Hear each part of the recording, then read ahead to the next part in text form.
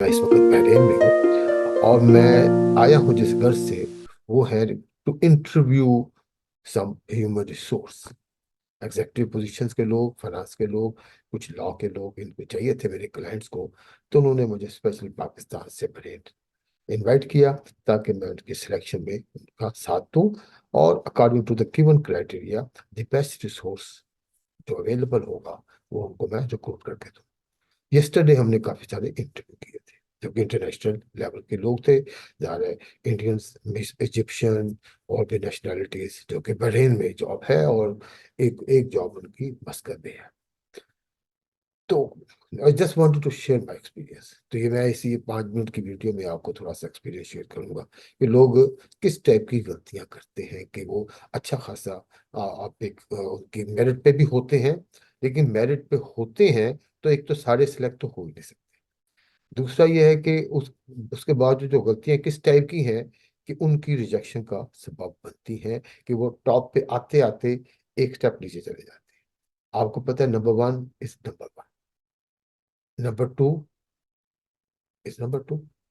तो अगर एक एम्प्लॉयर को एक जॉब है, वो नंबर वन को सिलेक्ट करेगा, पहले उसको ऑफर करेगा, उसके बाद नंबर टू, अगर वो नंबर वन किसी वजह से ना आ सके तो इसलिए नंबर वन आने की कोशिश करनी चाहिए। अब किस टाइप की गलतियां होती हैं, जैसे हम लोगों ने ये किया था क्योंकि बुलाना था, और कंट्री से भी कई लोगों ने ट्रैवल करके आना था, कई लोगों ने बहरीन आने के लिए करीब जो गल्फ कंट्रीज हैं वहां से आना था। तो एक एम्प्लॉयर जो इंटरव्यूअर है उसको भी कॉस्ट पड़ रही थी और जो आने वाला है उसका भी टाइम और कॉस्ट थी इन्वॉल्व।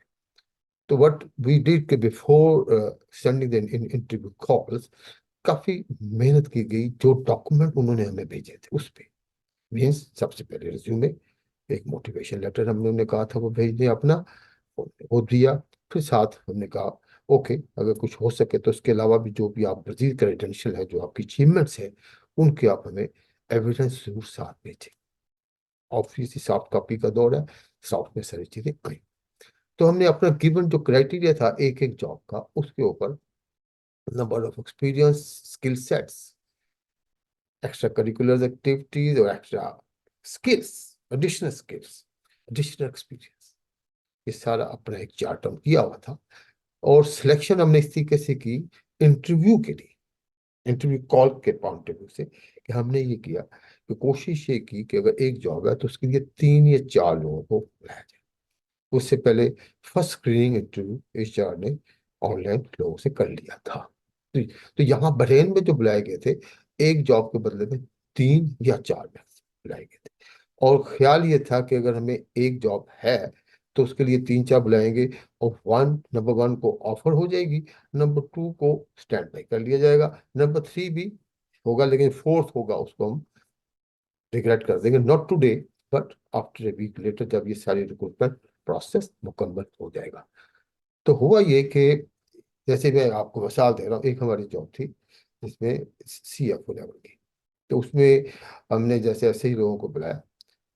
तो what we were looking for एक पर्टिकुलर डिसीजन मेकिंग प्रोसेस, उसमें CFO के लेवल पे experience, exposure to the banks, exposure to the tax and the local market trends and थोड़ा बहुत लॉ भी। तो ये सारा स्किल सेट हमने किया।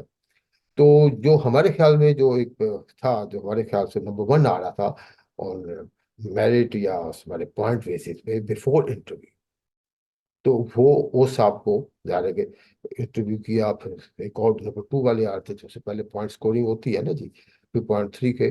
तो हुआ ये, जो नंबर थ्री वाले साहब थे वो नंबर वन आ गए इंटरव्यू में। क्यों? Because because personality, confidence, what he brought to us in the interview. आजकल ऑनलाइन का जमाना है, लेकिन हम उसको फिजिकल करना चाह रहे थे, इसलिए करना चाहते थे क्योंकि जॉब बड़ी अहम होती है।